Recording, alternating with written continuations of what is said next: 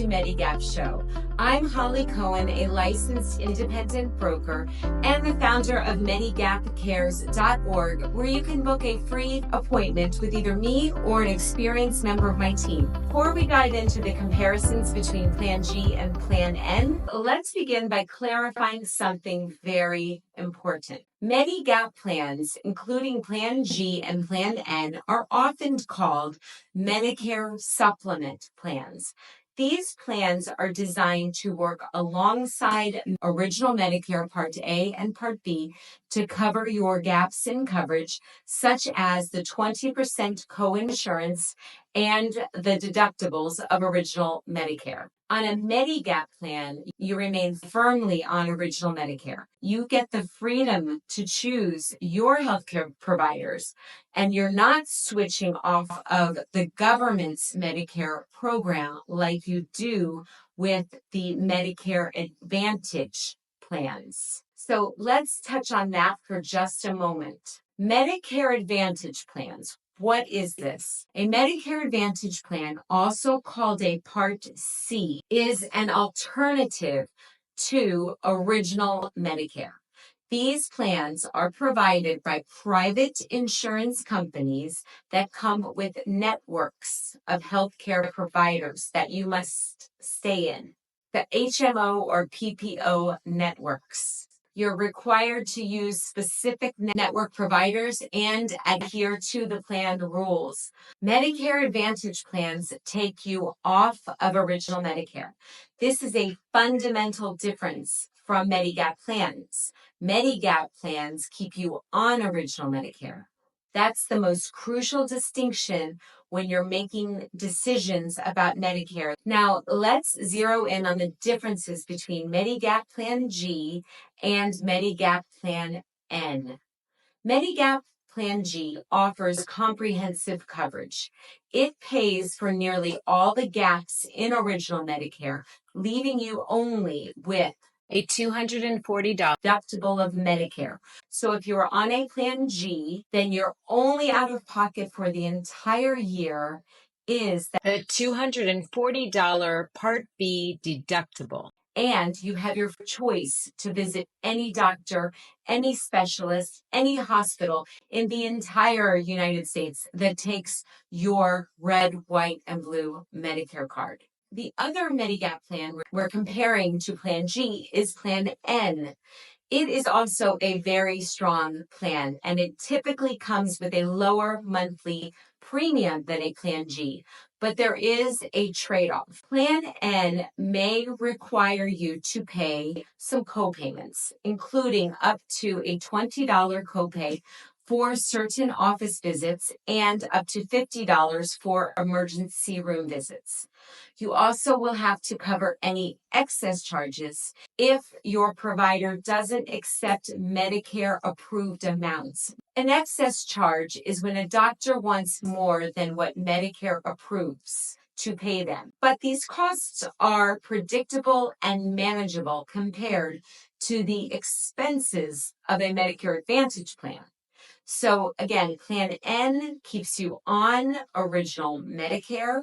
You may have a $20 copay when you visit your doctor, and you may have a $50 copay at an ER. You also may be responsible for the Part B excess charge, which means that the outpatient provider or doctor wants more for a medical service than what Medicare pays them for that service. Part B excess charge is 15% of that excess amount.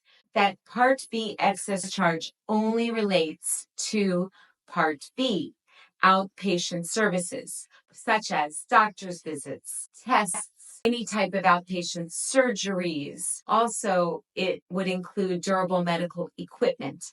My point is, these are planned events. These are not emergency events. So if you're on a Medigap Plan N, you could incur a Part B excess charge, But here's how you avoid that. When you're making the phone call, scheduling the doctor's appointment or the outpatient surgery, you always want to ask, or even a colonoscopy, you always want to ask the provider, if you're on a plan N, do you accept Medicare approved amounts? If they say yes, no problem. Then your plan N is going to work exactly like a plan G. If the outpatient's provider or doctor says no, we do not accept Medicare approved amounts, it means they still accept Medicare. However, if they feel that they are entitled to more money than what Medicare pays them for that service, then you, the patient on Plan N, would be responsible for 15% of that Part B excess charge. It's not easy for a doctor or an outpatient provider to go through all the red tape it needs to do to show Medicare that they need to bill more to a patient than what Medicare pays them.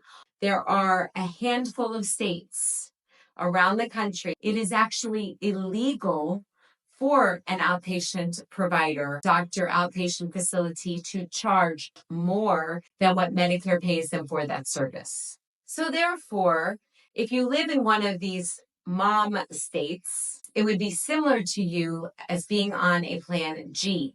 Your plan G is very similar to a plan N. The only difference being plan N still has the possibility of up to a $20 copay at your doctor's office and up to a $50 copay at an emergency room. So which plan is right for you? Plan G or plan N? It ultimately comes down to your healthcare needs, your budget, and your comfort level with potential out-of-pocket costs. Both Plan G and Plan N keep you on original Medicare, preserving your choice of doctors and healthcare providers. Plan N is less money, typically by $30 to $40 to $50, even in some states, per month than Plan G. One deciding factor could be, if you're weighing Plan G versus Plan N for yourself, you may want to consider how often you visit your doctor's office. So if a plan G is typically $50 or so more than a plan N, if you're a person that frequents the doctor every single month, you could incur a $20 copay. And so you're still ahead of the game in most states by $30 being on a plan N versus plan G, except for that potential Part B excess charge. But again, it's hard for a doctor to show Medicare that they want more than Medicare pays them. I'm usually more concerned with Plan N if you visit the doctor frequently, because I don't want your bills to rack up. I don't want you to have a $20 copay 1 week out of the month, and then the next week you have another visit at the doctor's office and you have another $20 copay. And that doesn't make any sense financially. So that's why it's important to weigh your healthcare needs, your budget, and how often you visit the doctor. If you want to stay firmly on original Medicare, then Plan G or Plan N, either one will absolutely keep you there. Medicare Advantage plans, remember, will take you off of our federal original Medicare. However, you still have to pay, even on Medicare Advantage, for your Part B premium. And that's all for today. I'm Holly Cohen at medigapcares.org. Your peace of mind is our priority. If you happen to like it, hit that like button. Let's empower other Medicare beneficiaries to make informed choices. Thank you so much for your time. And as always, be well.